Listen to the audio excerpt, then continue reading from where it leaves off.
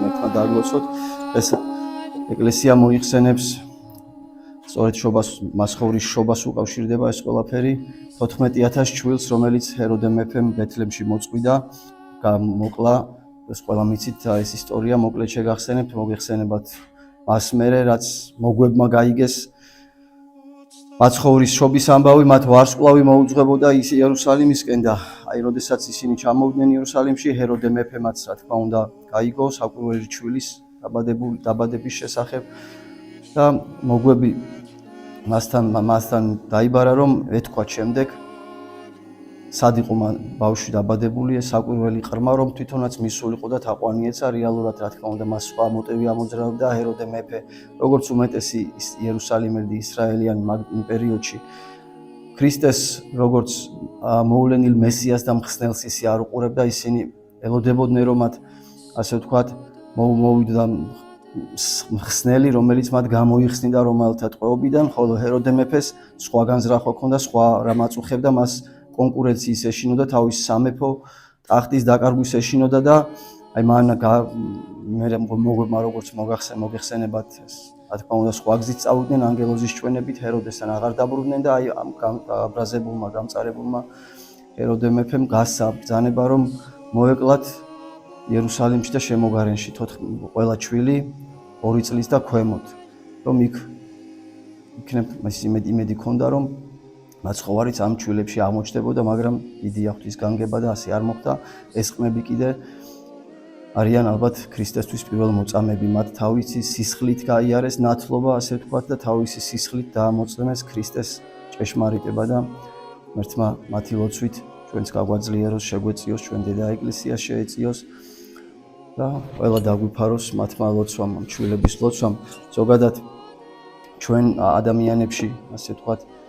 ძამძლავრობს ერთ-ერთი ყველაზე დიდი მნება და ყველაზე დიდი მტერი ადამიანისა რასაც ამპარტავნება ქვია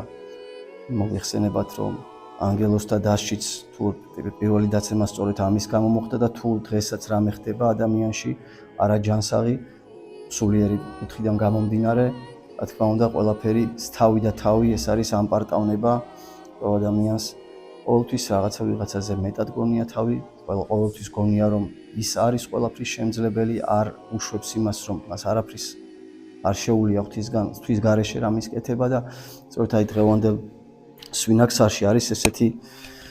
სიტყვა წმინდა ევაგრესი ამპარტავნების შესახებ და აი შევეცდები რომ ამოგიკითხოთ და მცირედი ვისაუბროთ ამ თემაზე ესე იგი ღირსი ევაგრე თავის სიტყვაში ამბობს ესეთ რაღაცას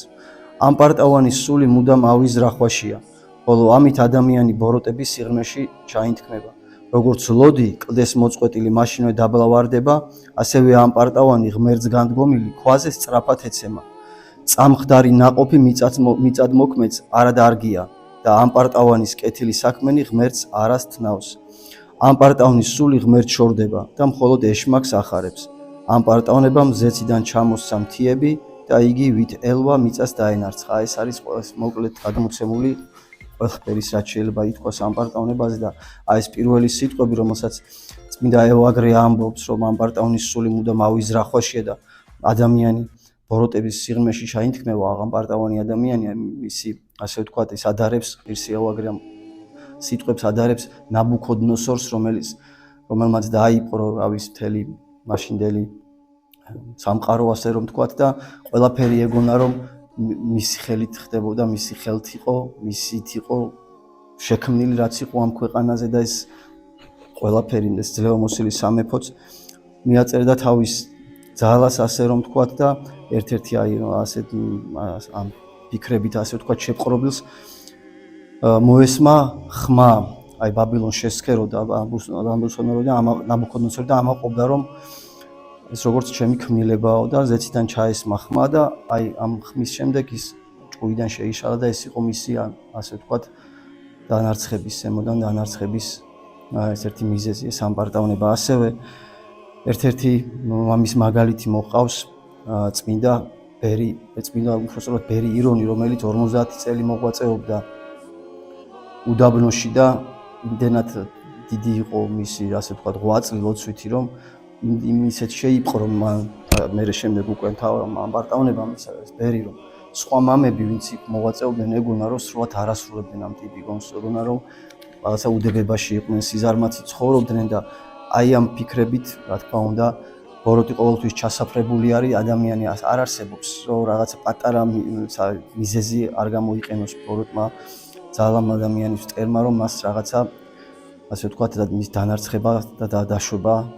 ცუდად რა თქმა უნდა არ გამოიწვიოს ამ ყველაფერმა და სწორედ აი ნათლის ანგელოზის სახით გამოეცხადა ამ ბერს ბოროტი და უთხრა რომ ჭაში ჩახტიო და შენ როგორც მინდა ბერი გადარჩებიო და არაფერი მოგივავდა და დაუჯერა ამ ადამიანმა ხიბლში ყოფნა შეპყრობილმა ამ პარტავნებით ეგონა სასწაულ სიმაღლეზე სულიერების თავი და ჭაში ჩახტა და უჯერა ბოროტ ძალას და იქიდან ცოცხლამკვდარი ამოიყვანეს მაგრამ 3 დღის შემდეგ ის გარდაიცვალა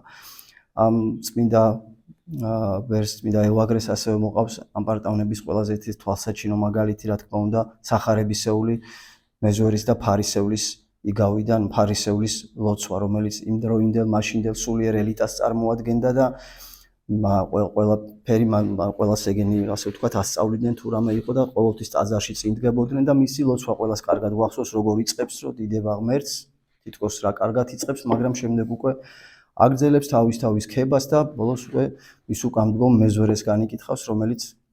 რომლებიც მეზვერები ზოგადად იმ პერიოდში ერთ-ერთი ყველაზე საძულველი ხალხი იყო ისრაელთა შორის მათი საქმიანობიდან გამომდინარე და აი სწორედ გვახსოვს ჩვენ სიტყვები რომ ვინ გამოვა განმართლებული ამ ორიდან მეზვერეს ცოდვიდან თავის განცდის ცოდვიანობის განცდის გამომდინარე მათ ხო არ ეუბნება რომ ვინ გამოვიდა განმართლებული რა თქმა უნდა მეზვერე გამოვიდა განმართლებული ფარისეული თავისმა ამ პარტავნებამ დაუყვა და ღმერთმა ქნას რომ აი ეს ამ პარტავნების პირველი ასე ვთქვათ ტერი არის თავმდაბლობა ადამიანის ეს ერთ-ერთი უდიდესი სათნოება რომლის გარეშეც ქრისტიანი ვერ ცხონდება ასე ვთქვათ რეალ ჭეშმარიტად თავმდაბალი არ არის და ღმერთმა ქნას რომ აი ეს თავმდაბლობის სათნოება თავმდაბლობის განცდა ჩვენში სულ არსებობდეს რომ ამ განცდამ რა თქმა უნდა პირველ რიგში ამ თავმდაბლობა მოდის იქიდან რომ ყველაფერი არის ღვთისწყალობა ჩვენ თავს რაც ხდება ყველაფერი ღვთისწყალობა და ის ყველა განსაცდელი რაც ჩვენზე ეშვება დაშვებით უნდა მივიღოთ მორჩილებით უნდა მივიღოთ და ისევ ღმერთზე სასწაულებით უნდა გადავიტანოთ ეს ყველაფერი და აი ამით გამოიმუშავებს შემდეგ უკვე ადამიანი თავმდაბლობას და ეს იქნება ჩვენში ამ პარტავნების დამარცხებელი ღმერთმა ქნას ესე და აი წმინდა მართალი ევაგრე ესე ამთავრებს